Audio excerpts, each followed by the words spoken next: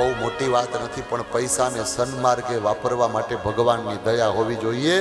નહીંતર એવા માણસો જોયા છે કરોડો ને અબજોની આવક છે, પણ સારા કામમાં કોઈ દી વાપરી શકતા નથી. એની પ્રજા, એના સંતાનો એટલા બધા બગડી જાય, વ્યસનના રવાડે ચડી જાય. કુબેરના દીકરા છે, મોટા માણસના દીકરા. એક તો બાપના પૈસાનું અભિમાન. આ મોટા માણસના છોકરાઓ ગાડીઓ બગાડે, ગમે તેમ કરે કે આપણા બાપા છોડાવી દેશે, આપણને વાંધો નહીં આવે. એક તો બાપના પૈસાનું અભિમાન હતું.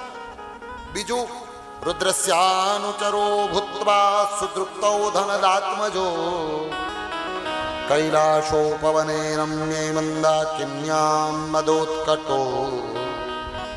ભગવાન શંકરને ત્યાં નોકરી કરે છે. ભગવાન ભોલેનાથના ખાસ ગણ છે, મોટું પદ છે, પૈસા છે.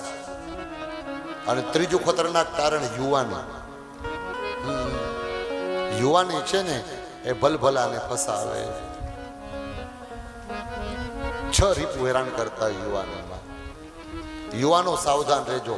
જો યુવાનીનો સદુપયોગ કરવામાં આવે ને તો માણસ ક્યાંનો ક્યાં પહોંચી જાય. જો યુવાની વેડફાઈ જાય તો આખા સમાજને નષ્ટ કરી નાખે. યુવાનોના હાથમાં સત્તા છે. અને ભારતમાં વર્તમાનમાં સૌથી વધારે યુવાનો ભારતમાં છે. બીજા કોઈ દેશ પાસે આટલા યુવાનો નથી. આ યુવાનોને સાચી દિશા મળી જાય. આહિર સમાજમાં કેટલા યુવાનો. હમણાં જ સવારના સજ્જન સાથે મારે એક વાત થઈ કે આહિર સમાજ ઉપર ભગવાનની ખૂબ દયા છે. આપણા વડીલોએ બહુ કષ્ટ ભોગવી લીધા.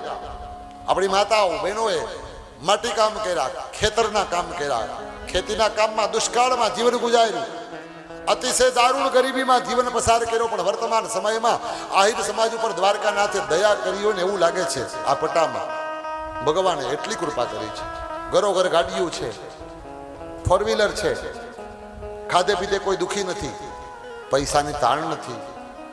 પણ આટલું બધું હોય ને ત્યારે આપણે ધ્યાન રાખવું પડે. જ્યાં લીલો ચારો હોય ને, જે વાડીમાં લીલો ચારો હોય ને ત્યાં હરાયા ઢોર બહુ આવે.